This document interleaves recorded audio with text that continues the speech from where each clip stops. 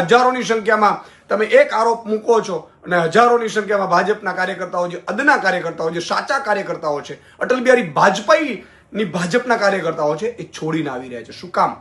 તમને તમારા પાર્ટીવાળા હવે સ્વીકારતા નથી. તમે ચારે બાજુ મોંઘવારી, ભ્રષ્ટાચાર, લૂંટ, હત્યા, બળાત્કાર, આમાં તો ચરમસીમાએ પહોંચાડી દીધું છે. કોઈને ન્યાય તો મળતું જ નથી. ઇવન ભાજપના કાર્યકર્તાઓની દીકરીઓના તમે રાત્રે સરઘસો કાઢો છો.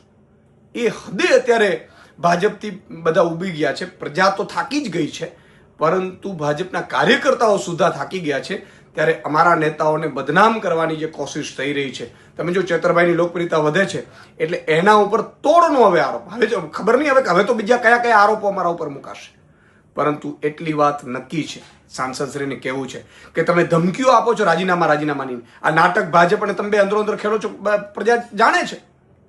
સાચો આદિવાસી બોયલો ન ફરે અને ધમકીઓ આપવાની ન હોય. રાજીનામું આપી અને છોડી દેવાનું હોય તમારામાં તાકાત હોય તો. પણ નહીં, આ ભાજપના ઈશારે આખો ખેલ ચાલી રહ્યો છે.